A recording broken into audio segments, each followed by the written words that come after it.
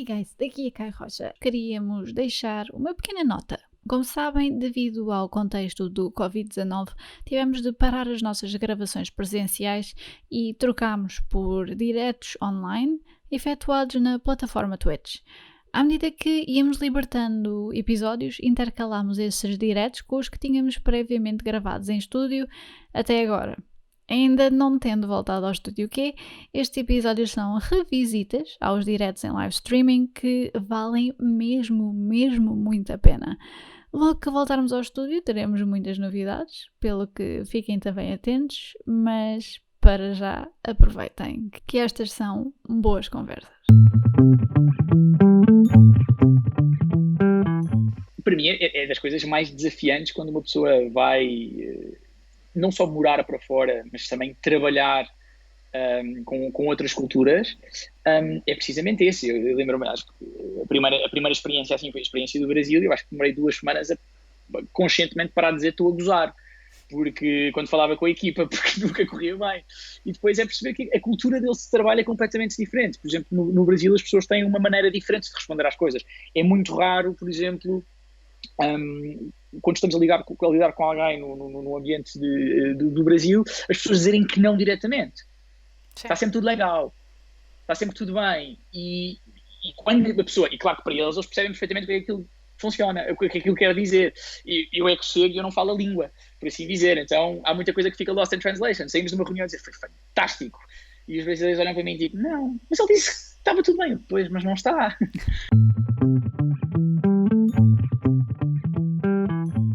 Este é o The Pool Podcast, um programa sobre histórias, as suas pessoas e o que as move.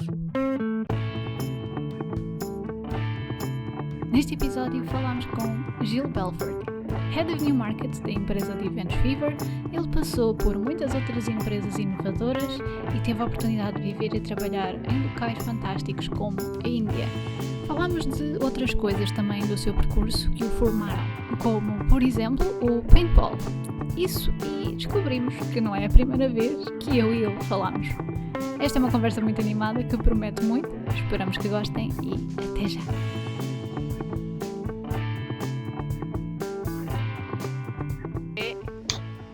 Ei, tenho que ser moleque, sim senhora. Olha, quer dizer, estás a... Estava a testar. Estás a fazer já os comentários no chat. Estava a testar.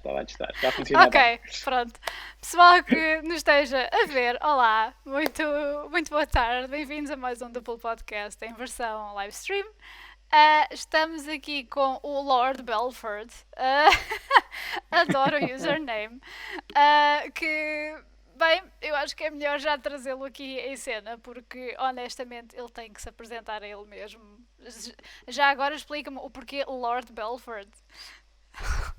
Não sei, eu acho que isto são daquelas alcunhas parvas da adolescência e que ficaram.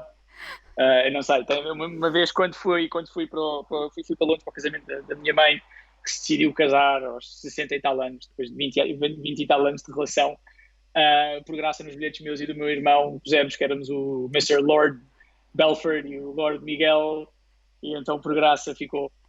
Ficaste Lord Belford no Twitch. Mas acho interessante que tu já tenhas conta na Twitch. Claramente a British Airways não verifica. Já tem há muito tempo.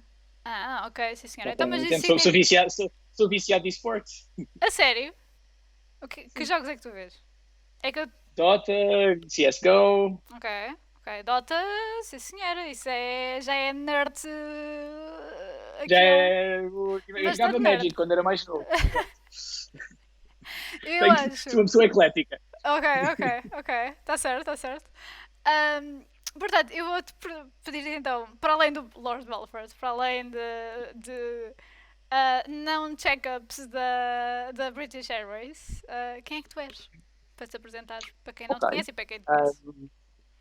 Boa, então eu sou o Gil Belford, tenho 33 anos, sou de Lisboa, português de Gema, vivi a minha vida, ou grande parte da minha vida, entre Sintra e Lisboa. A minha família sempre foi daqui, pelo menos a parte da minha mãe.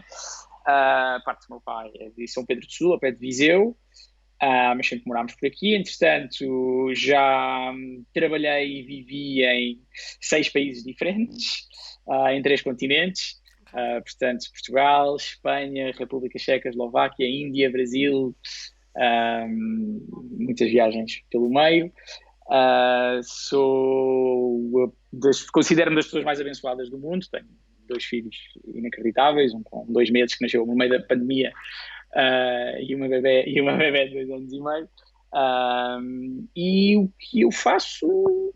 Eu trabalho em startups, gosto muito de trabalhar com tecnologia,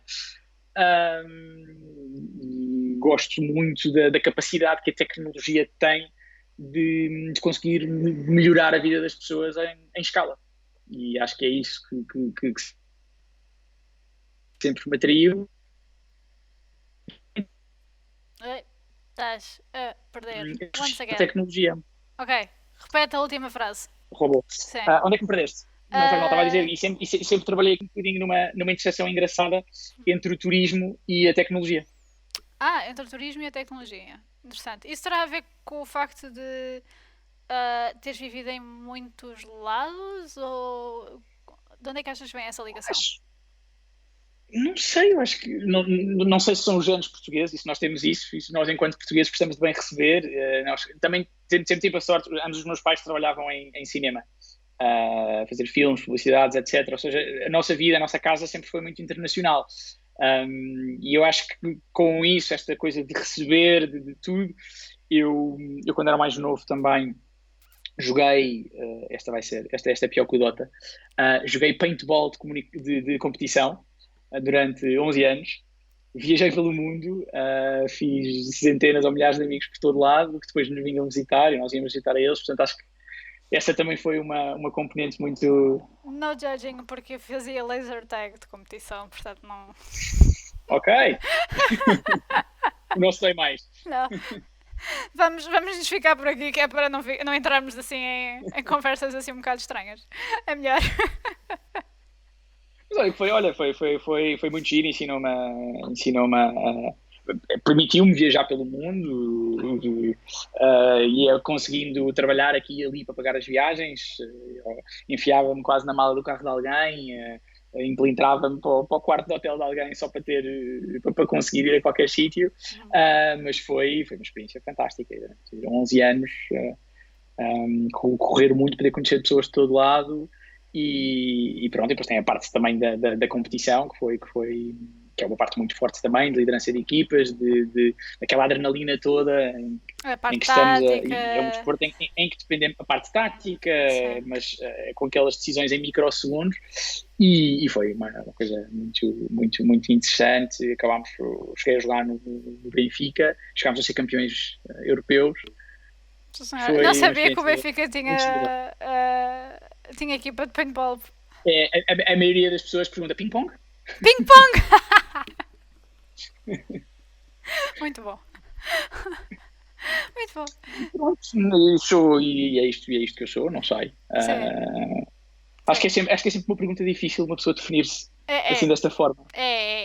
Eu confesso que é talvez das perguntas mais difíceis que eu faça nesta altura. Mas nós vamos desmiuçando aí um bocadinho. Que é... Ora bem, portanto, tu viveste em 9 países, foi isso que disseste? Ainda não. Ainda vou só em 5. 5, ok. Ainda vou só em 5 ou 6. 5 países. Como é que então foste mudando? Foi desde criança? Foi... Não, na verdade, eu acho que a primeira vez que andei de avião tinha 13 anos. Foi para ir a Londres. Já tinha viajado mais, claro, ou seja, viajava um bocadinho quando era pequeno, mas acho que não vem daí. Fiz a universidade cá. Fiz a universidade, é uma expressão muito forte. Eu estive inscrito na faculdade e às vezes comecei a trabalhar relativamente cedo e acabou por ser um bocadinho pelo lado profissional que foram surgindo estas oportunidades. Ou seja, eu acho que o meu primeiro emprego a sério, que curiosamente veio pelo paintball, foi numa empresa que era a Vida é Bela. Não sei se te recordas o que era. Que acabou por ser, foi uma das primeiras startups portuguesas, antes de todo este hype. A verdade é que a Vida é Bela foi uma das primeiras startups E, portanto, eu aí tive a oportunidade de viver e trabalhar no Brasil, em São Paulo, tive a oportunidade de viver e trabalhar em Espanha, e depois daí acabei por ter mais oportunidades quando trabalhava na Zomato, de viver e trabalhar na República Checa e na Eslováquia e na Índia. Na Índia. Pois Por- porque de facto eles têm lá um centro. a Zomato é indiana, É indiana? Não sabia que era mesmo da efetivamente. origem indiana. Engraçado. É, é, Ah, faz sentido, de certa forma. Por relação com a gastronomia, talvez, não sei. sim. Ok, mas então, foi tudo muito orientado pelo trabalho, mas sentiste assim muito o chamado culture clash, ou seja, o estares a trabalhar num lado, depois encontravas formas de trabalhar diferentes e éticas de trabalho diferentes. Como é que lidavas com isso? Perdi-te outra vez. Espera, vamos. Faz mal. Melhor Ok, agora? agora estás, sim, go. Sim? Ok, fantástico. Desculpa, estava-te a dizer, eu acho que pela própria parte do paintball eu já tinha estado exposto a trabalhar, entre aspas, não é, com uma série de culturas diferentes, e tive a oportunidade de jogar com equipas de muitas nacionalidades, em que por vezes até a comunicação é limitada, mas de alguma forma temos de conseguir trabalhar juntos, e eu acho que isso já me tinha dado se calhar algum equipamento, algumas armas para lidar com isso, mas para mim é das coisas mais desafiantes quando uma pessoa vai não só morar para fora, mas também trabalhar com outras culturas, é precisamente esse. Eu lembro-me, acho que a primeira experiência assim foi a experiência do Brasil, e eu acho que demorei 2 semanas a conscientemente parar de dizer estou a gozar, porque quando falava com a equipa, porque nunca corria bem. E depois é perceber que a cultura deles de trabalho é completamente diferente. Por exemplo, no Brasil as pessoas têm uma maneira diferente de responder às coisas. É muito raro, por exemplo, quando estamos a lidar com alguém no ambiente do Brasil, as pessoas dizerem que não diretamente. Está Sim. sempre tudo legal, está sempre tudo bem. E quando a pessoa, e claro que para eles percebem perfeitamente o que aquilo funciona, o que aquilo quer dizer. E eu é que chego e eu não falo a língua, por assim dizer. Então há muita coisa que fica lost in translation. Saímos de uma reunião e dizer foi fantástico. E os brasileiros olham para mim e dizem, não, mas ele disse que estava tudo bem. Pois, mas não está. E estas coisas, por exemplo, são aquelas que temos que nos habituar um bocadinho. Encontrei uma coisa um bocadinho parecida também na Índia. Eles também têm muita dificuldade em dizer que não. Então dizem que sim a tudo. Foi uma experiência engraçada. Cheguei nos primeiros dias, enfiei-me num táxi, tinha que ir a um sítio qualquer, tinha a morada escrita num papelinho, e perguntei ao senhor se ele sabia onde é que isto era. Ele disse, sir, of course, I was born there, it's my home village. E 500 metros depois está-me a perguntar qual é o caminho e como é que ele lá chega. E eu completamente perdido. Mas acho que estas coisas fazem parte e foi interessante porque até o próprio escalonado dos sítios onde eu acabei por passar, eu acho que o grau de dificuldade foi sendo cada vez maior. Ou seja, comecei pelo Brasil, em que literalmente falam a mesma língua, é uma cultura extremamente próxima. Espanha está aqui ao lado. Qualquer português que se preze fala portunhol, não é? E lá que nos Esforça-se. entendemos mais, Esforça-se a um parte mais bocadinho. engraçada é que nós achamos que é tudo igual e há aquele 10% das palavras que são completamente diferentes, que é quando nós fazemos uma figura de otário. Completamente. Lembro-me de estar uma história de estarmos 5 minutos na Gran Via a tentar pedir fatias de pizza, em que nós dizíamos fatias, e o homem não chegava lá. Demorou 5 minutos até o outro aparecer e dizer pedaços. Bueno. Pedaços. Eu por acaso, Que bien. eu por acaso Que também bien. vivi em Espanha. E esta história por acaso não é minha, mas é de outra pessoa com quem lidou também com pessoas espanholas. E causam uma parte assim um bocadinho mais constrangedora ainda, que é o embaraço.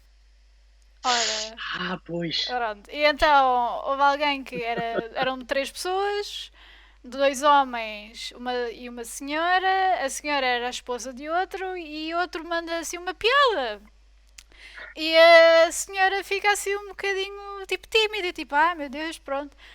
Chega esse sujeito que fala portunhol e diz, perdão, embaraçada sou mulher. Ora, para quem não entende, embaraçado significa engravidar. É verdade, é verdade. Portanto, digamos que o senhor acabou de admitir aqui uma situação mais constrangedora. Mas eu acho que também os espanhóis apreciam o esforço de tentarmos falar a Sim. língua deles.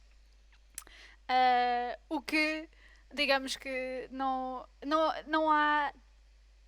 O contrário não acontece muito, não é? Não há muita gente. Não, Aliás, quando alguém se esforça por falar português, nós chegamos tipo, sim, finalmente. E depois começámos a ensinar as asneiras todas. Mas pronto, mas isso obviamente. sim, Obviamente. É a primeira coisa que aprendemos em todas as línguas. sim. Eu tenho uma história muito engraçada de um desses Lost in Translation que aconteceu com uma ex-colega que nós tínhamos aqui na Fever e no Lisboa Secreta, que é hilariante e que passa essencialmente por duas coisas muito engraçadas, que é a palavra para nós, se nós fazemos um trabalhito, aquilo não é um trabalho durante o verão, é um pescado Um brasileiro, pescado, o que sim. fazem as senhoras da vida. É o que fazem as senhoras da vida. Lá, para pescate, versão portuguesa, eles dizem bico. Ah, sim. Então esta minha amiga, esta minha colega portuguesa, chegou cá e estavam a perguntar, então, Bruna, o que é que tu andas a fazer? Tu vieste cá para Portugal, o que é que andas a fazer? Ela assim, oh, gente, eu, sabe, estou de tudo um pouco, né? Estou aí fazendo uns bicos, sabe, isso, ó, dinheiro é dinheiro. Dinheiro é dinheiro, um cara tem que sobreviver. E há que três amigos brasileiros saltam para o meio e dizem, Bruna, não! Não! Não é isso que tu achas. E ela, nossa, que é isso? Não, são um bico, tá bom.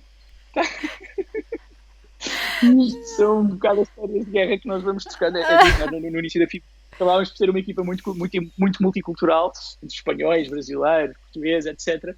E íamos trocando estas coisas, que eu acho que depois acabam por dar parte das histórias mais engraçadas que nós levamos Sim, sim, com estas experiências. sim, Mas, voltando aqui um bocadinho à pergunta que sim. tinhas feito, depois de Espanha, o próximo sítio acabou por ser a República Checa. E este foi, se calhar, assim, um desafio bastante grande, porque foi a primeira vez na minha carreira profissional em que, bem, era um mercado muito mais distante daquilo que eu estava habituado, que não conhecia e em que eu não conseguia minimamente falar a língua. Daí torna-se, por um lado, é um processo de aprendizagem incrível, e por outro, nós ficamos ainda mais dependentes na nossa capacidade de liderar os outros, de influenciar os outros, porque já não conseguimos ser nós a arregaçar as mangas e fazer o trabalho. E, portanto, é quase uma posição de vulnerabilidade que eu acho que a mim, a nível profissional e a nível de carreira, foi uma das experiências que mais me fez crescer, porque, sinceramente, não tinha outra oportunidade. Foi uma experiência muito gira. Já com a Zomato, nós tínhamos feito duas aquisições, uma na República Checa e outra na Eslováquia. Então fui eu e um colega português, literalmente no dia a seguir à aquisição, de género, montar a Zomato. Ok. Sim, digamos, no pressure. Autêntica. Perdi-te outra vez o vídeo. Não, foi muito giro. Nós tínhamos Agora conhecido estás de o volta. fundador. Ok. Estou de volta. Sim. Estou de volta. Estás a dizer Tínhamos que era muito conhecido giro? Sim.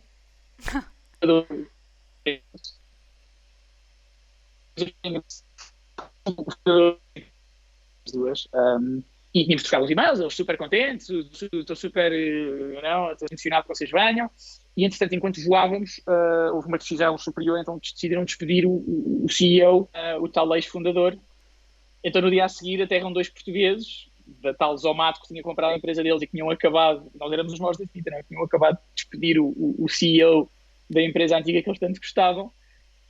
E nós fomos lá de género, nem nos disseram nada, disseram só no Google Maps, olha, o escritório é aqui, vão lá de manhã a partir das 9h30, já deve haver lá alguém para vos abrir a porta. Foi isto, mas eu acho que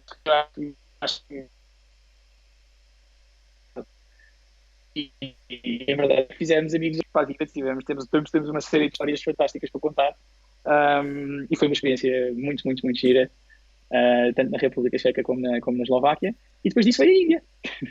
Foste para a Índia. Como é que foi então, essa transição? Porque imagino que aí ah, não só a cultura, como, digamos, a Índia tem a sua mística por trás, não é? Tem aquele. Há o estereótipo de que é tudo muito diferente do mundo que nós conhecemos, obviamente. Claro que atenção, eu estou a falar do ponto de vista de alguém que nunca foi à Índia. Portanto, considerem-me completamente leiga nesse aspecto. A Índia é difícil de descrever, mas numa palavra, a Índia é espetacular, é inacreditável. É de facto, nós estamos habituados ao mundo ocidental, na Índia tudo é virado ao contrário, um, tudo é diferente, todo o país é muito intenso. Eu nunca me vou esquecer da primeira vez que fui à Índia e no segundo em que tu sais do avião, passas pelo aeroporto, tem ar-condicionado, está tudo limpinho, é tudo muito normal, mas a primeira vez que abrem aquelas portas é como levar um soco na cara, porque é calor, o barulho, as cores, os odores, é tudo, tudo é muito. E é assim,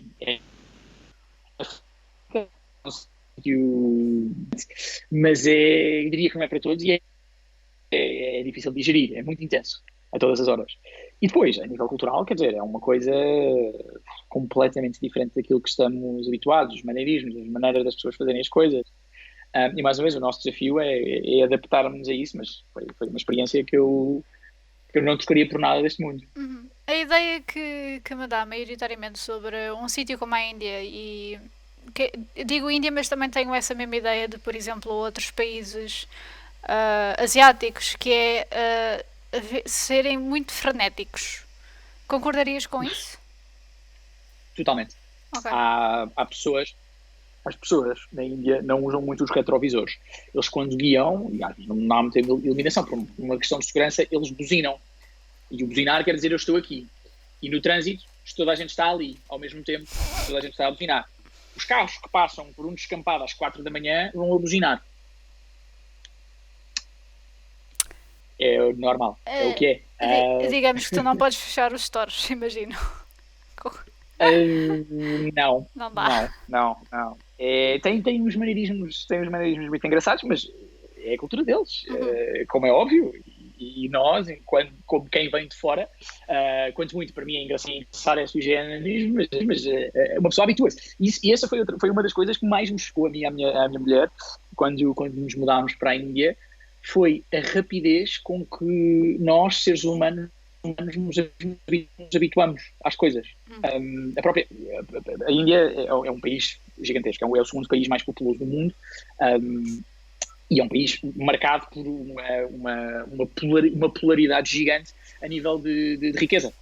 Portanto, tanto vemos uma pessoa a passar de Porsche, como vemos uma criança a brincar na terra num semáforo com a mãe a pedir. E no primeiro dia aquilo quebra-nos o coração, como devia. No segundo quebra-nos um bocadinho menos. No final da primeira semana já é paisagem. Na segunda semana já é o Manel, o rapazinho que brinca na terra. E eu não sei se isto é um mecanismo de defesa, porque psicologicamente é muito difícil ver aquelas coisas e lidar com aquelas coisas às quais nós não estamos acostumados enquanto ocidentais, ou pelo menos não àquela escala. E eu acredito que seja um mecanismo psicológico que nos ajuda, quase uma forma de lidar com um trauma, que nos ajuda e que nos habitua de forma... Mas é chocante. Como nós, 2, 3 semanas depois, aquilo para nós já era normalíssimo. Era muito estranho. É uma forma também de nos defendermos, não é? Um bocadinho, porque senão é como...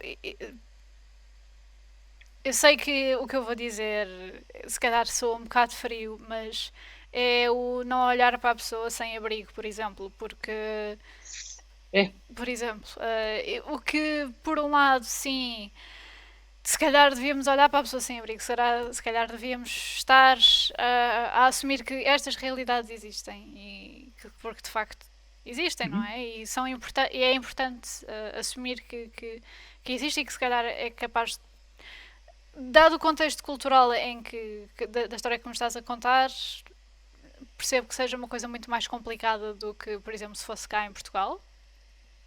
A diferença é a escala. Sim. A diferença é a escala e é pensar que estamos a falar de um país em que a população total de Portugal não faz 1%. Sim. da população indiana. Nova Delhi tem mais do dobro da população portuguesa. Pois. É uma densidade populacional gigante, uma disparidade de rendimentos gigante, e tudo lá acontece a uma escala gigante. Não quer dizer com isto que não se consigam fazer coisas incríveis. Uma pessoa com quem nós trabalhámos na Zomato, que esteve cá em Portugal, na altura do lançamento da Zomato cá, e com quem nós vivemos depois na Índia, criou uma organização chamada Robin Hood Army, que funciona, tem $0 de donativos até à data, e já alimentou milhões de indianos. Tudo à base de donativos e de voluntariado. Ok. E é daquelas pessoas que me faz sentir mal todos os dias, por não ser tão espetacular como ele é. O que é que eu estou a fazer com a minha vida? O que é daquelas pessoas que a qualquer momento que tu achas que estás a fazer coisas boas e que te sentes bem, tu de repente olhas para aquele tipo e ele está a salvar o mundo. Sim. Ele está a salvar milhões de pessoas. E nos tempos livres foi fazer um MBA de Harvard e agora trabalha na Google. Isto sou eu cada vez que eu entrevisto alguém aqui. Assim, cada vez que eu falo com alguém aqui, eu fico a perguntar, mas quem é que eu sou? Apenas. Eu costumo dizer, eu sou uma batata. E confere. É uma história muito engraçada, porque ele quando esteve cá em Portugal, conheceu a ReFood e aquilo que a ReFood estava a fazer, que era aproveitar a comida dos restaurantes. Ele trabalhava nas Zomato também, portanto conhecia muito bem a parte dos restaurantes. Acho que já tinha este desejo dentro dele de querer fazer esta coisa, e foi aí que se fez luz. Chama-se Neil Goss. Ele falou com o Hunter Thompson, que é acho que, espero não estar eu sei que o senhor se chama Hunter, Hunter Halder, que é o founder da ReFood cá em Portugal, percebeu o modelo e implementou-o na Índia, mais uma vez a uma escala gigante, e criou agora uma coisa que é o Robin Hood Army, que eu acho absolutamente incrível. Isto já chegou ao ponto de eles ajudarem crianças a educarem-se, pessoas a encontrar órgãos de um rim, por exemplo, conseguiram encontrar um doador. É mesmo de uma pessoa se sentir sim. que é inacreditável. Que conselho darias a alguém que estaria... Bem, enfim, neste contexto é um bocadinho difícil de imaginar isso a acontecer proximamente, mas que conselho é que darias a alguém que iria se mudar para por razões de trabalho, ou mesmo só de... Estás a mandar... Mandei o link só para tu ver depois. Ok. É um projeto fascinante. O link não aparece aqui no chat, porque a Twitch tem uma coisa qualquer com os links, mas depois eu pego nisso e ponho na descrição. Portanto, vocês de certeza que ficam depois com o link, porque de facto faz sentido divulgar isso. Acho que é fantástico.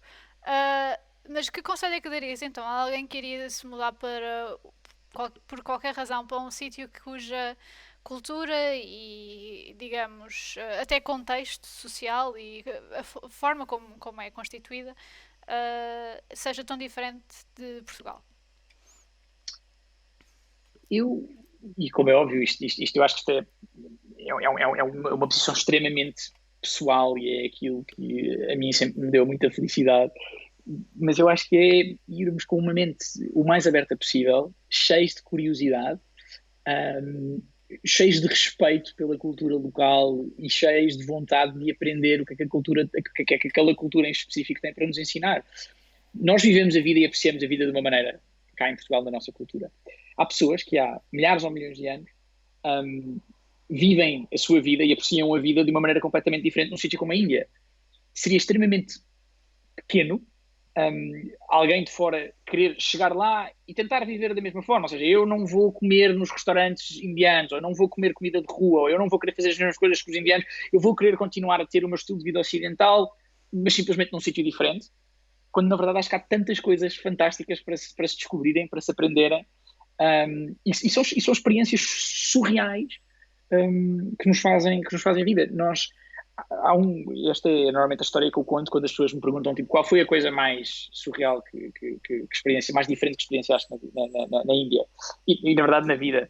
A Índia tem um sítio chamado Varanasi, que está nas margens do rio Ganges, e que é onde uma grande parte dos hindus, devotos, quando sentem que já cumpriram o seu propósito na vida, ou seja, os filhos tiveram filhos, os filhos estão educados, os filhos estão em casa, têm netos, os filhos têm a vida feita e eles sentem que a minha missão aqui na Terra está feita, ou seja, estou pronto para passar para aquilo que virá a seguir. É tipo a Flórida da Índia. E então, isto é um país que tem uma tradição milenar em que basicamente é onde as pessoas vão para morrer. De uma forma muito... Porquê? Porque eles acham que as almas deles depois vão ser levadas pelo gancho. Exato. E então as pessoas, quando morrem aí, elas vão para lá e portanto, esperam até morrer, e quando morrem, são cremadas. A céu aberto, na margem do gancho, com a mesma chama que está acesa há 2000 anos, e com aquela classe que é normalmente que é dos intocáveis, que é supostamente a classe mais baixa na Índia, que são os únicos que na verdade têm o monopólio, são os únicos que poderiam tocar em mortos, em cadáveres. Portanto, têm eles o monopólio disso há 2000 anos. E é surreal nós estarmos num barquinho a remos no meio do Ganges a olharmos para 15 piras funerárias ao mesmo tempo, a 100 metros de nós, com vacas meio ali a comer os restos pelo meio, uma pira acaba, a outra vem. É surreal. E é uma coisa que não nos caberia na cabeça, mas que para eles é a coisa mais normal do mundo e faz parte da cultura deles. E eu só consigo ver privilégio de nós podermos ter experienciado uma coisa dessas. E mais que isso, acho que nos abre muito a mente, porque vemos que nem toda a gente vive como nós, e isso é perfeitamente ok, e ensina-nos a gostar de muitas outras coisas. Eu acho que eu antes de ir para a Índia, eu odiava picante a minha vida toda. Gosto imenso de comer e até tenho uma política bastante rígida com estas coisas, que é quando eu encontro uma coisa que eu não gosto, eu esforço-me para gostar. Porque há tantas pessoas que gostam imenso disto, e eu às vezes já descobri novas comidas que adorei e continuo a comê-las o resto da minha vida. Portanto, eu penso, eu ao não comer uma coisa porque não gosto, se calhar estou-me a limitar. E ainda assim eu odiava picante. Não podia, não. Até aos meus 28 anos não comia picante. Alternativa. Simplesmente não há alternativa. Sim. E eu sou fanático. Agora és fanático de picante? Não consigo quase comer nada sem picante. Agora, então, digamos que és quase como a Beyoncé, que põe hot sauce no saco. Quase. Eu tenho o Pocket Sriracha. Sim, Pocket Sriracha, eu tenho. Literalmente. É válido. Eu admiro isso, porque eu, de facto, digamos que eu sou mesmo aquela basic white girl que acha um bocadinho de picante é demais. Portanto, eu por acaso gostaria imenso de ir à Índia, mas digamos que seria esse o meu maior receio, é passar mal exatamente por causa disso. Mas isso é bastante interessante, o facto de tu estás a dizer que forças-te a gostar daquilo que não gostas. Mas isso aplica-se também só a comida ou aplica-se a outras coisas? Não, eu acho que se aplica-se a muitas coisas. Nós por vezes, como seres humanos, temos uma tendência de às vezes julgar uma coisa pela primeira impressão. É extremamente normal e depois simplesmente aquela coisa fica enfiada naquela gaveta que diz isto são as coisas que eu não gosto. Mas mais uma vez, se nós pensarmos que há muitas pessoas que gostam daquela coisa, muitas das vezes pode ser simplesmente porque nós não o compreendemos o suficiente. Certamente já aconteceu a qualquer pessoa pôr-se a ver um desporto com alguém e uma das pessoas gosta, a outra pessoa não conhece ou não gosta. E normalmente não gosta porque não percebe. E ao não perceber não consegue ver não consegue detectar as subtilezas de porque é que aquilo é interessante. Não consegue perceber quando é que um jogador fez uma boa jogada. Porque é isso que traz emoção a qualquer coisa, a qualquer desporto, por exemplo. Ou vê um guitarrista exímio, mas não percebe o suficiente sobre música para saber que aquilo que aquela pessoa está a fazer é absolutamente incrível e único.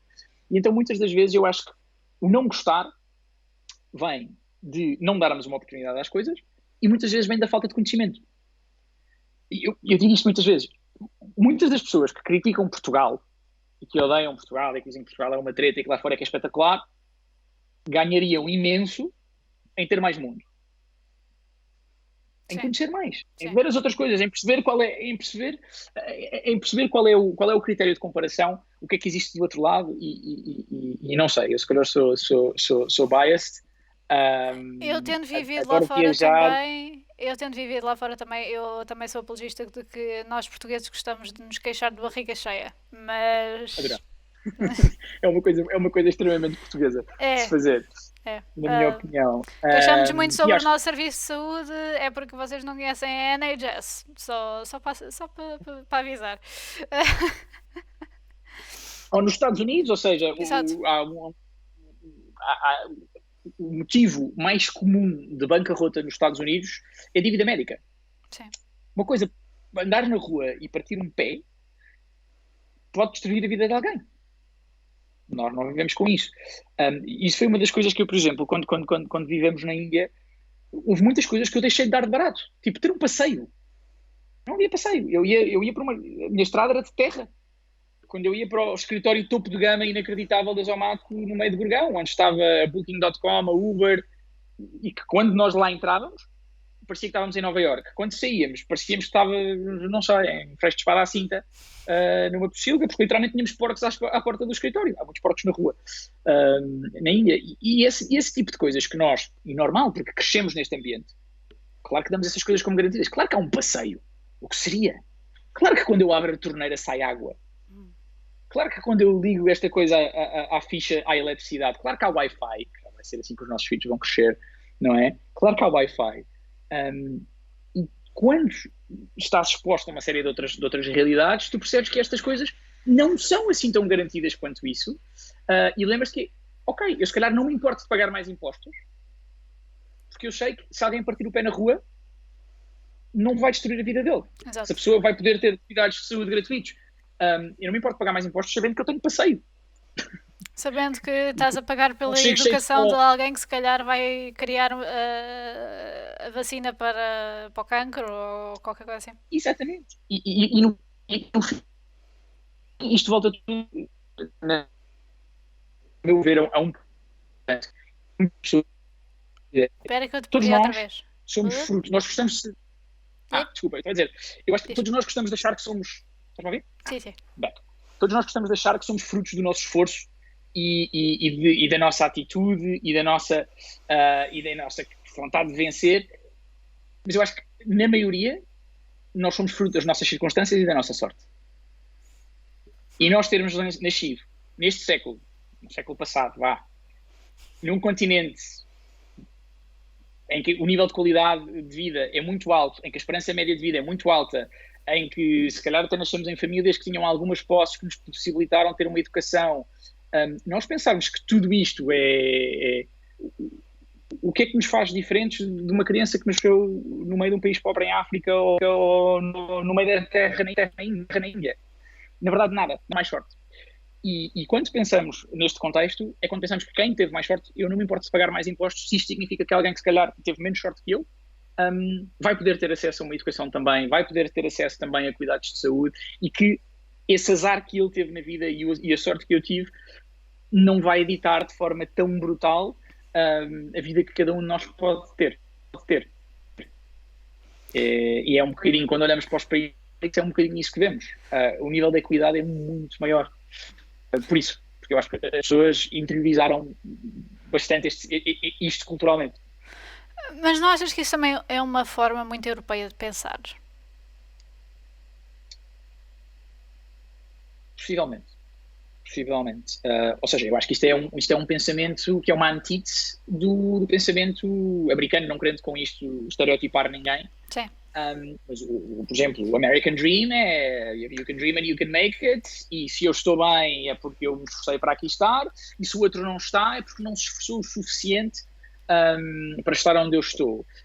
Mas eu acho que esse posicionamento nega completamente o efeito da sorte e do acaso nas circunstâncias das pessoas. É tão simples quanto isto. Sim. Eu muitas vezes quando passo por uma aldeiazinha eu penso, será que eu seria a mesma pessoa que sou se não tivesse nascido em Lisboa, se eu tivesse nascido aqui? Eu tenho a certeza que não. Pois, sim. É algo interessante para no pensar. No meu caso, eu tenho a certeza que não. E acho que viajar dá-nos, mais que tudo, dá-nos esta perspectiva. E, ok, falei muito sobre a minha perspectiva pessoal e aquilo que eu acho que este viajar e viver no estrangeiro, o efeito que isto teve sobre mim e sobre, se calhar, até a minha maneira de ver o mundo e de ver a sociedade. E, claro, não quero dizer que isto seja a forma certa, mas é aquela que me faz feliz, por assim dizer. Até porque imagino que durante essas experiências todas, essas diferenças todas que tu encontraste, de certeza que encontraste diferentes formas de encontrar felicidade também nas outras pessoas, não é? Sim, claro. Sim, sim, sim. E isso, mais uma vez, inspira-nos. E por vezes vemos isso, não é? Ou seja, estive em Nova Iorque há pouco tempo, antes do Covid, a trabalhar com a Fever. É uma cidade inacreditável. É uma cidade em que tudo está a acontecer. Há tanto dinheiro naquela cidade, há coisas inacreditáveis. Porque eu acho que aquelas pessoas já têm a fasquia já é elevadíssima. Será que uma pessoa em Nova Iorque é muito, muito, muito mais feliz do que uma pessoa em Évora? Se calhar há pessoas que têm o mesmo nível de felicidade, mas uma precisa de muito, muito mais. É igual, uma das coisas que quis voltar da Índia, à parte de nós queremos começar uma família cá e queríamos estar perto da família e dos amigos, acredito que acho que é uma experiência partilhada, e isto parece engraçado, mas foi a comida. A comida indiana é muito intensa.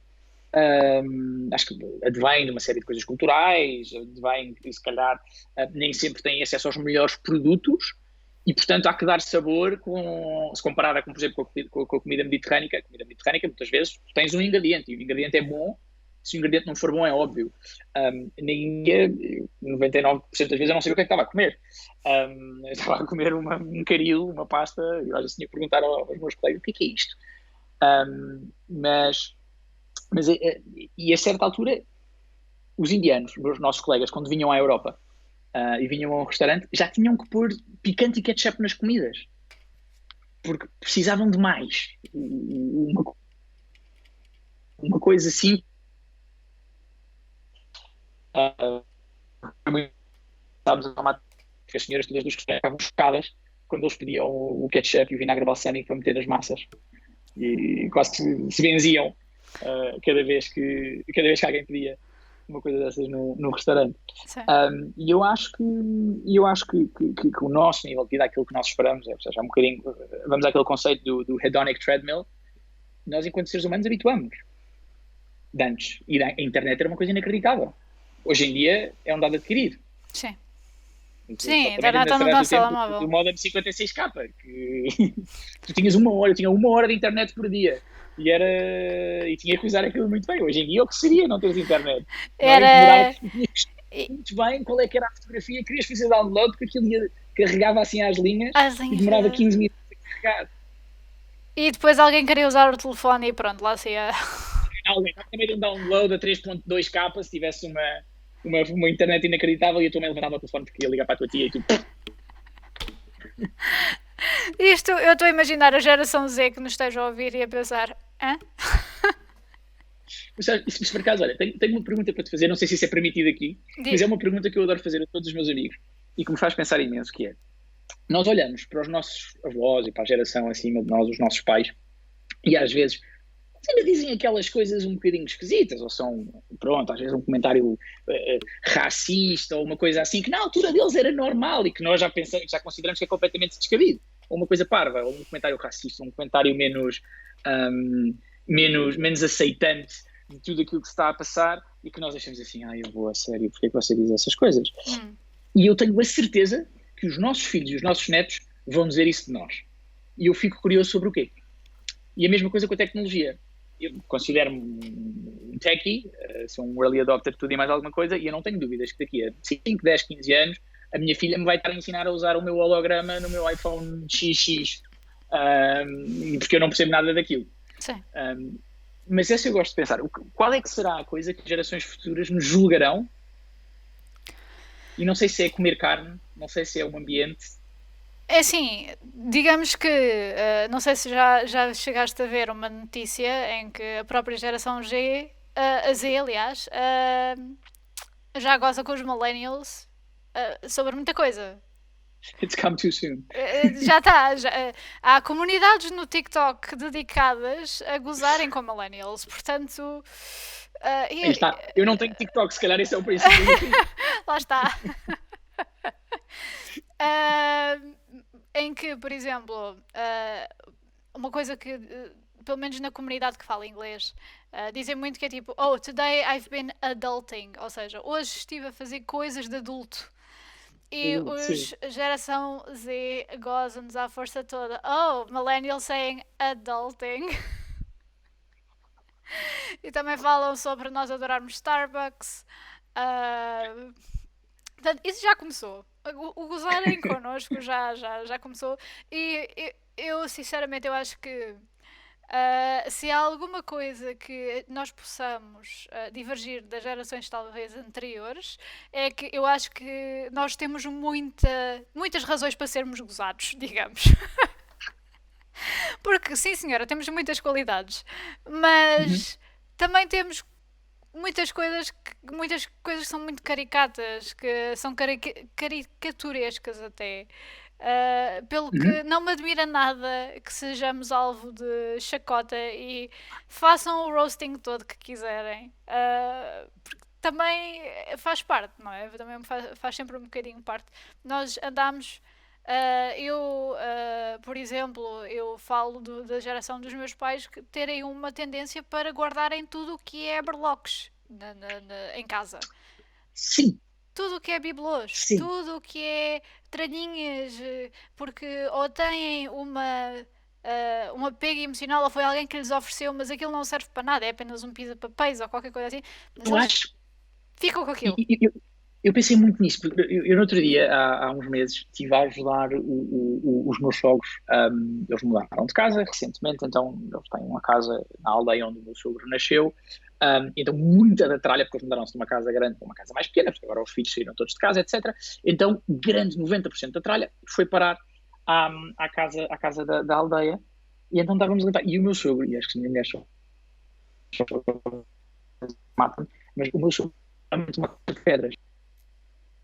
Pera, acompanhar 3 casas. Espera, volta um bocadinho atrás. O teu sogro o quê? Ok. O meu sogro tem uma caixa de pedras, de seixos, que apanhou na praia. E que o acompanha à praia 2 ou 3 mudanças de casa. E ele recusa-se. E eu não sei se é por ter um valor sentimental. Eu li um livro recentemente muito interessante sobre isso. Não era o do Maricondo, é uma coisa geracional. Eu acho que é uma geração que Não, mas também mencionava esse fenómeno.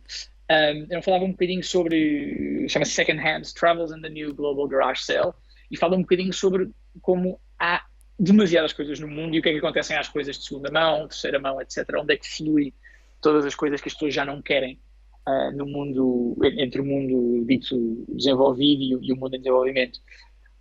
Mas eu pensei bastante sobre isto, porque realmente... E eu acho que a geração acima da nossa, se calhar cresceu com muito menos coisas. As coisas arranjavam-se.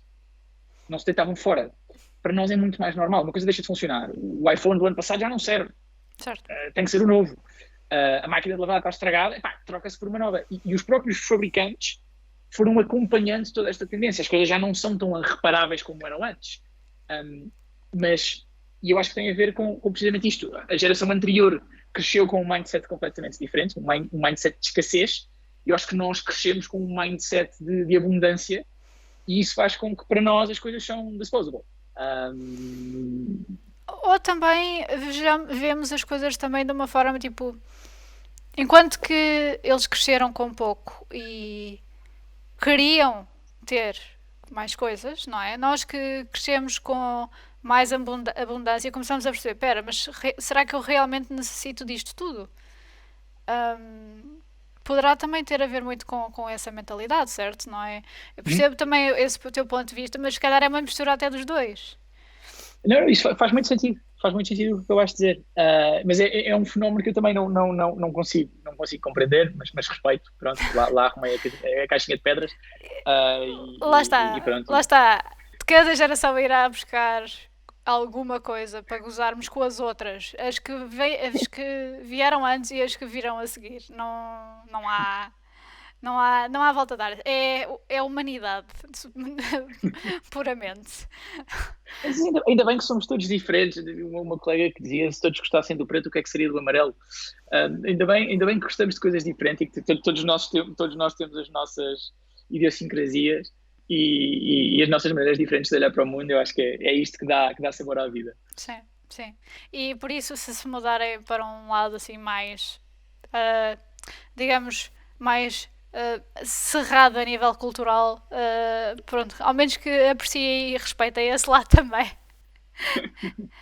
Ahm, Gil, eu tenho um segredo para te contar, que eu acho que se calhar não é segredo, porque se calhar Hum, já fizeste o teu trabalho de casa, mas já não é a primeira vez que eu falo contigo.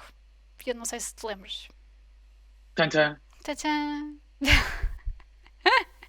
Porque tu, durante uma certa altura. Isto é uma emboscada. É uma moscada. É uma moscada em direto. Ahm, Numa certa Tenho altura. desculpa ao menos, tipo, estava bêbado ou não? Não, estavas numa entrevista de Nem trabalho. isso. Tanta. Tadã! Portanto, tu tinhas uma empresa que era dedicada ao turismo relacionado com golfe. Tinha a Hotline Team. Exatamente. E eu fui uma das pessoas que tu entrevistaste para uma vaga de emprego. Que engraçado. Sim. E não te Não me lembras? recordava. Não me Ainda- recordava. Também, digamos, eu tinha cabelo comprido. O meu nome verdadeiro, obviamente, que não é Kai. Portanto, é uma alcunha para quem tiver com algumas questões. É apenas uma alcunha porque o meu nome verdadeiro é Carolina e digamos que eu tenho muitos amigos estrangeiros e Carolina para eles é um nome bastante grande e Eu eles. também tenho um nome internacional. Também tenho um nome internacional. Sim. E, aliás, foi engraçado essa questão dessa entrevista, porque eu cheguei lá ao sítio onde vocês estavam a trabalhar, que era na Baixa, Sim, na Rua da Assunção, pois era. exatamente, e falei com um colega de trabalho teu quando eu cheguei, bato à porta, e como tu tens o teu apelido Belford, eu pensei, ok, se calhar ele é estrangeiro, então disse, olá, eu vim falar com o Gil. E só me dizem, o Gil! E eu, sim, de facto, porque é que eu pensei que. Sim, esse. Não, mas aí está. Acertaste no meu International Name, que é o Gil. Sim, Porque passado, pronto, muitos anos com estrangeiros e etc., e mesmo na altura do paintball, tu já ficavas um bocadinho cansado à quinta vez que eles diziam assim, não, but how do you pronounce your name? Gil. Gil. oh meu Deus, sim. Gil. E a senadora dizia, Gil is fine, fantastic, está tudo ótimo, não faz mal nenhum. É Então o meu chefe até hoje chama-me Gil. é como começou o Kai. O Kai foi com um rapaz com quem eu fazia surf. Hum, Uh, Vinha das Barbados. Acho que era uma mistura de caribenho e mesmo hum. nativo americano.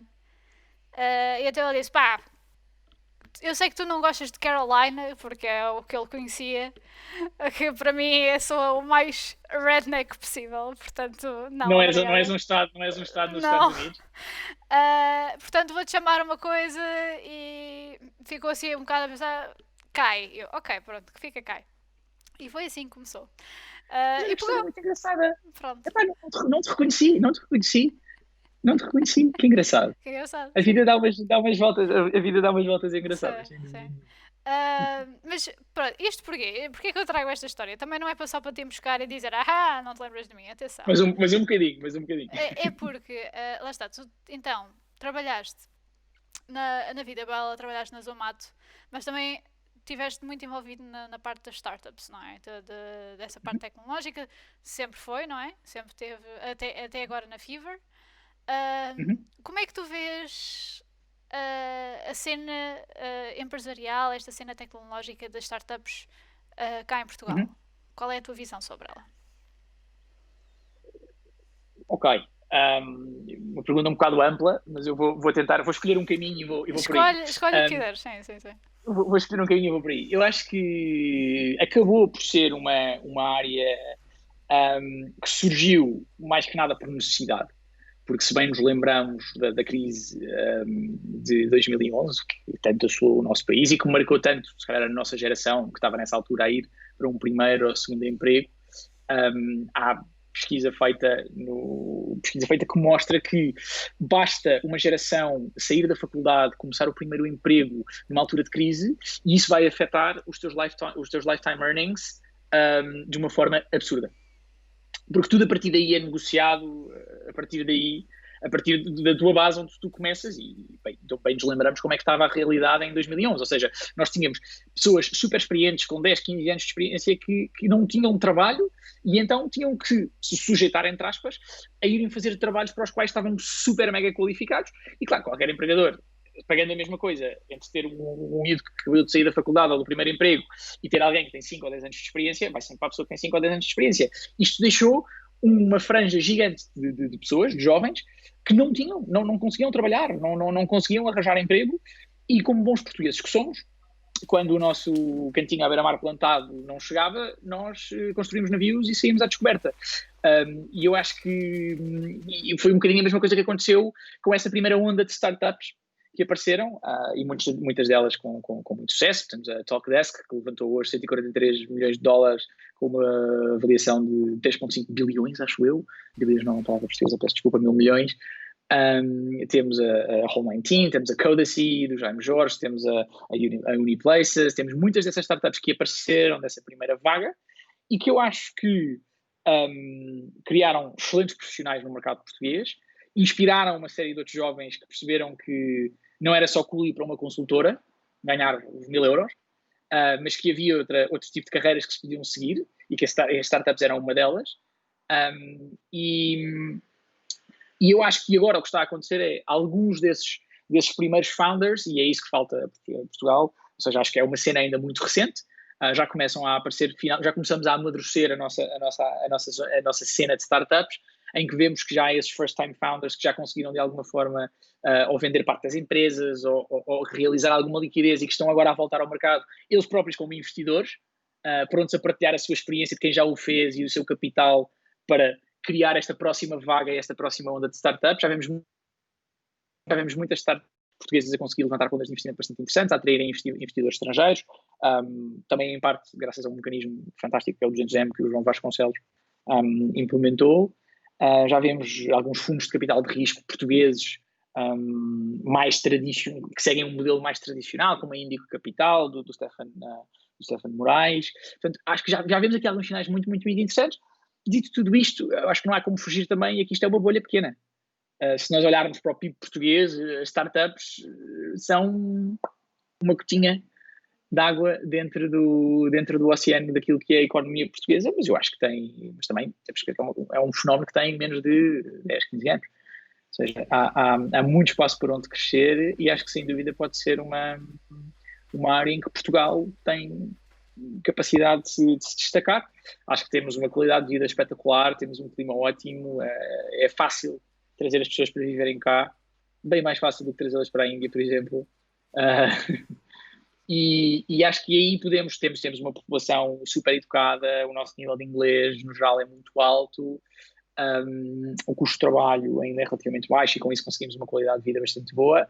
Acho que temos aqui uma excelente oportunidade e acho que com a crise que se avizinha, estou a bater na madeira, não sei se não veremos uma segunda vaga muito semelhante àquela que vimos em 2011, em que muitas pessoas vão criar o seu próprio emprego, vão criar a sua própria solução, vão basicamente tentar mudar o mundo à sua maneira. Mas não achas também que isso também é um bocadinho... se pode tornar uma faca de dois gumes? Ou seja, de repente há estes casos todos de sucesso de startups, não só a nível de valorização, mas também a nível de mediatismo que podem ter e até o irem para fora, terem esse tipo de proeminência, não é? No entanto, não achas que depois haverá muita gente a pensar sim, qualquer um agora pode ser CEO de qualquer coisa?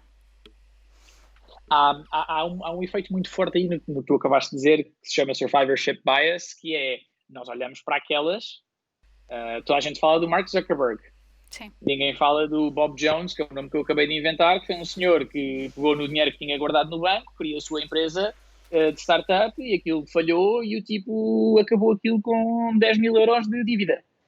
Ou 10 mil dólares de dívida. Sim. Ninguém fala destes casos, só falamos dos casos de sucesso. É como tu, toda a gente, todos os miúdos que começam a jogar a bola querem ser o Messi e o Ronaldo. Quantos é que efetivamente chegam lá? E eu acho, mas aí eu concordo contigo, eu acho que os mídias aqui têm um papel muito importante e de uma forma ou de outra nem sempre fazem o seu trabalho, se calhar da forma mais responsável, em que muitas vezes se calhar não se pinta um quadro realista daquilo que é criar uma empresa e daquilo que é enverdar pelo empreendedorismo.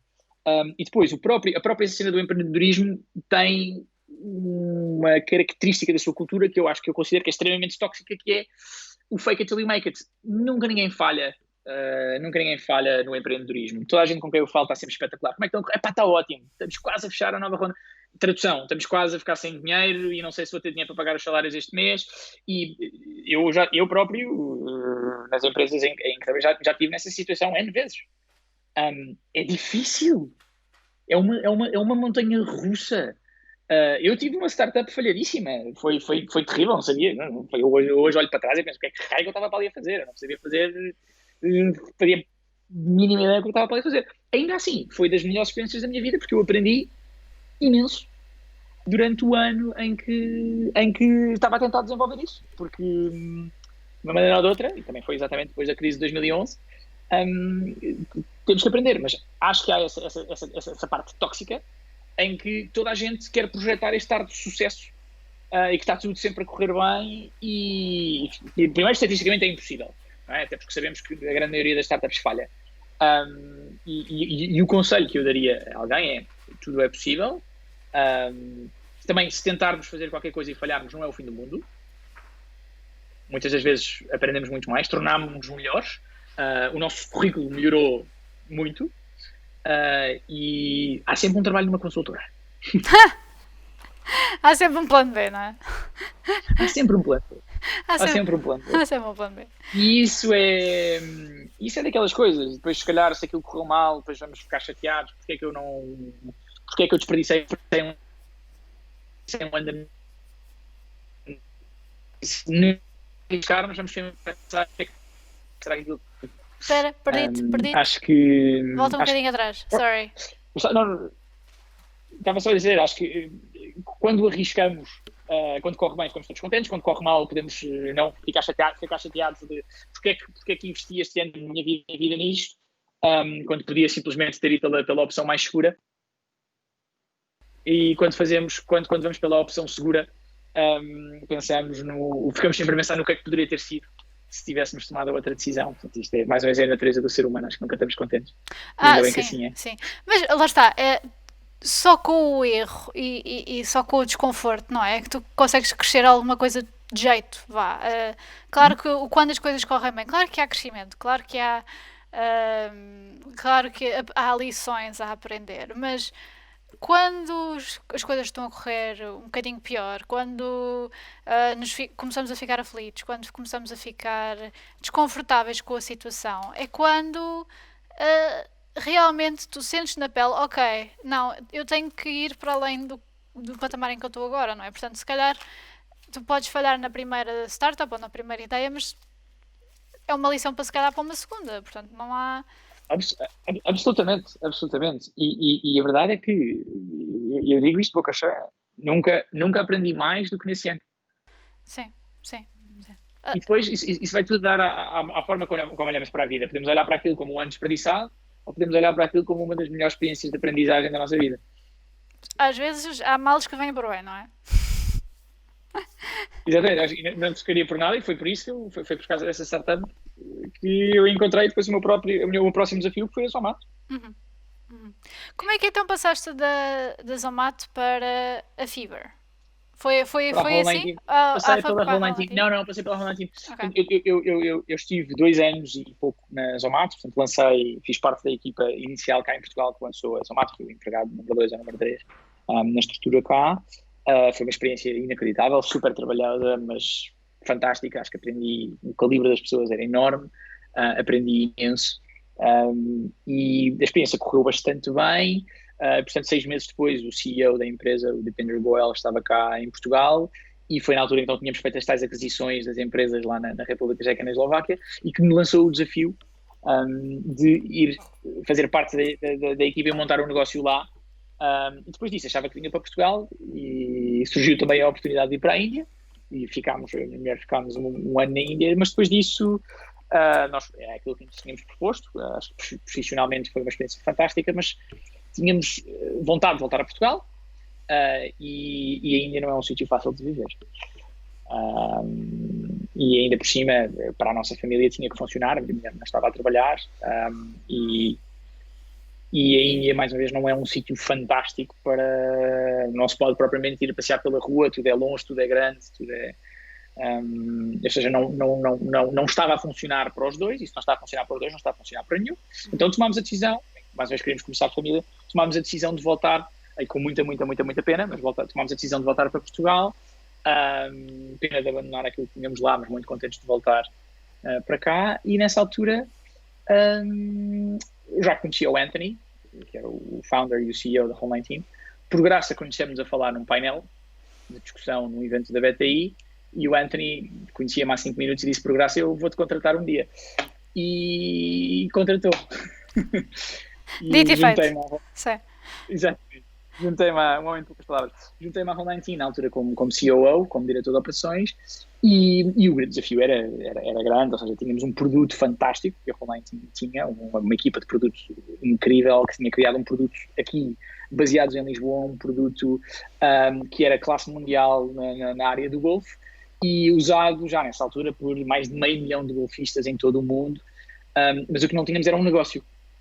Portanto, era uma app grátis, e que as pessoas usavam gratuitamente, e era tudo fantástico, mas a certa altura tínhamos que, e o grande desafio ali era como é que nós conseguíamos transformar isto no negócio, e foram 2 anos e meio incríveis, em que eu aprendi muitíssimo com o Anthony, e que ajudei e trabalhei com a equipa da Home19 para nós transformarmos essa app, esse produto, numa empresa e num negócio.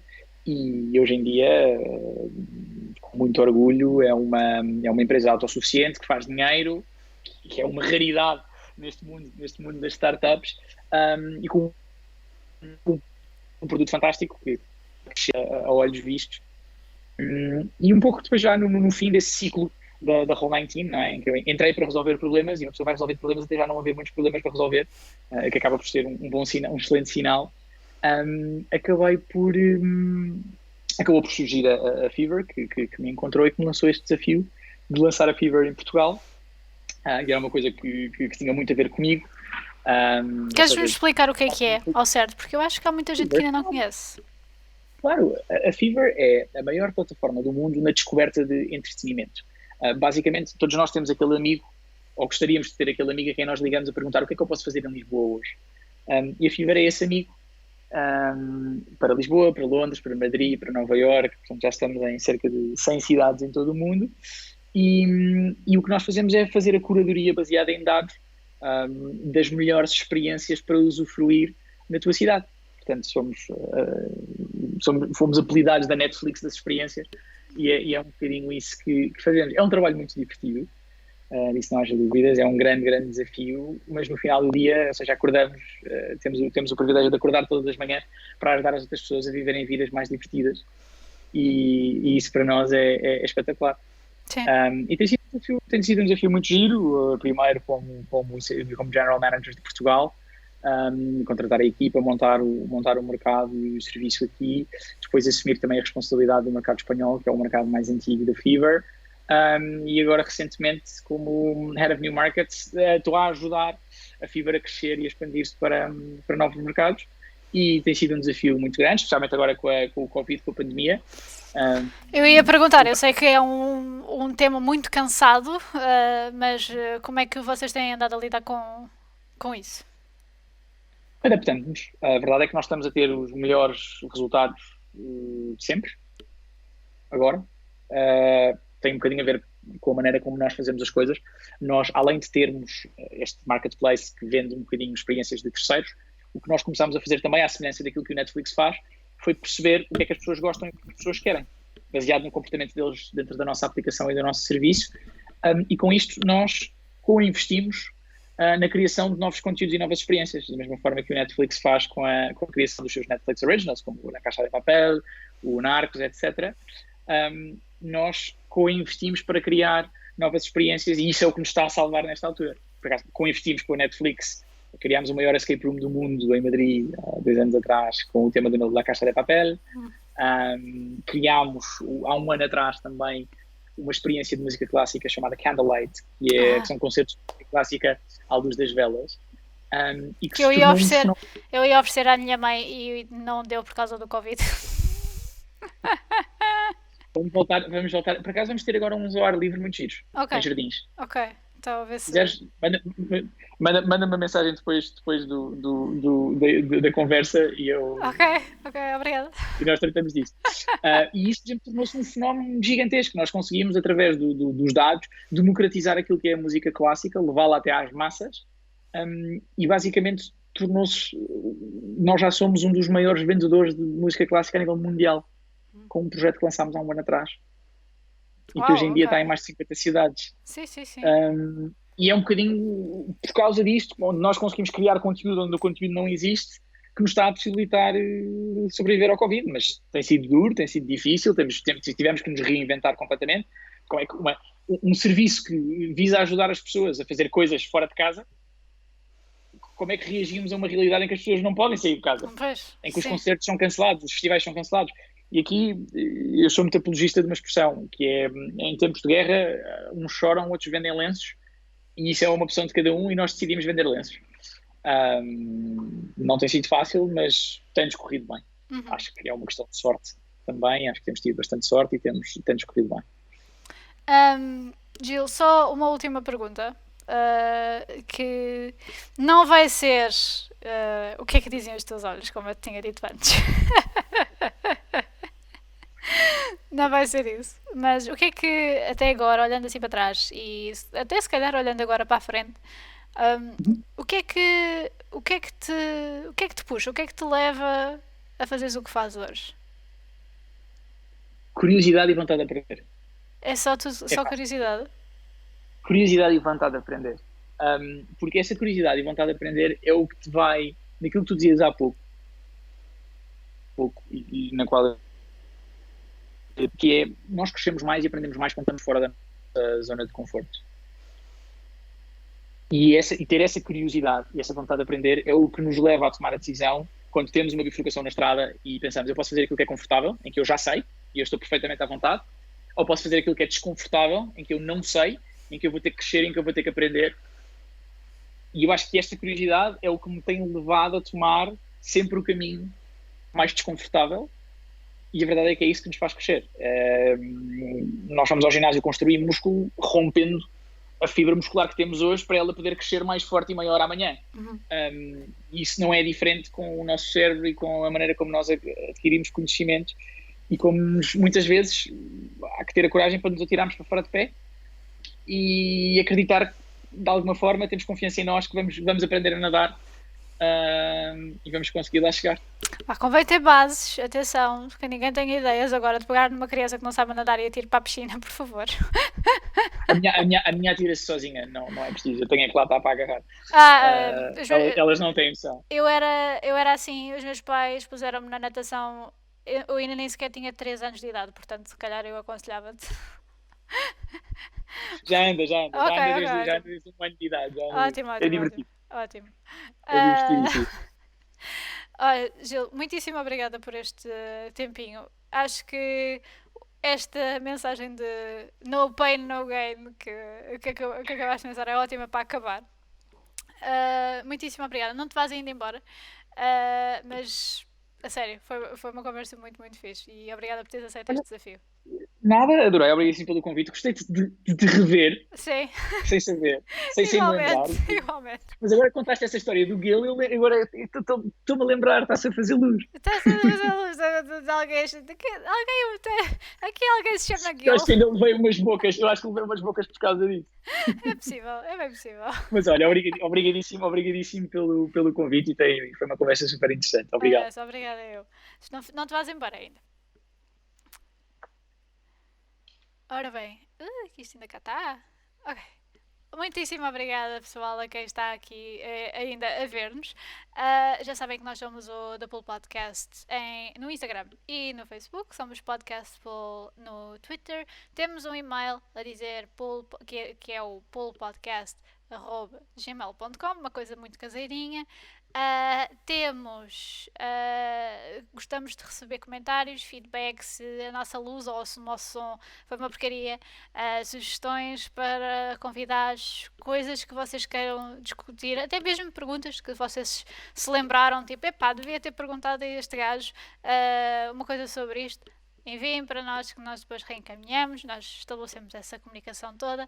E muitíssimo obrigada mais uma vez. Não percam, daqui na segunda-feira vai sair o nosso episódio gravado e haverá em princípio, um dos últimos live streams desta temporada, porque depois em agosto entramos de férias. Portanto, não percam e sigam-nos nas redes sociais para saberem quais são os próximos convidados. Muitíssimo obrigada e até para a semana. Esperamos que tenham gostado. Não se esqueçam de nos seguir nas redes sociais. Somos The Pool Podcast no Facebook e no Instagram e Podcast Pool no Twitter. Se quiserem assistir, interagir e até deixar questões aos nossos convidados, não percam então a oportunidade de nos seguir na Twitch em The Pool. Portanto, é THEPULL. E carreguem no botão com o coraçãozinho lá para nos seguirem e serem notificados de quando os nossos diretos começarem. Questões, comentários ou até sugestões, entrem em contacto connosco nas redes ou no e-mail poolpodcast@gmail.com. O The Pool Podcast é gravado no estúdio Q. Esperamos que tenham gostado e até já! Ilustrações de Joana Rolo, jingle de Miguel Nicolau, edição de som e vídeo de Bruno Salvador.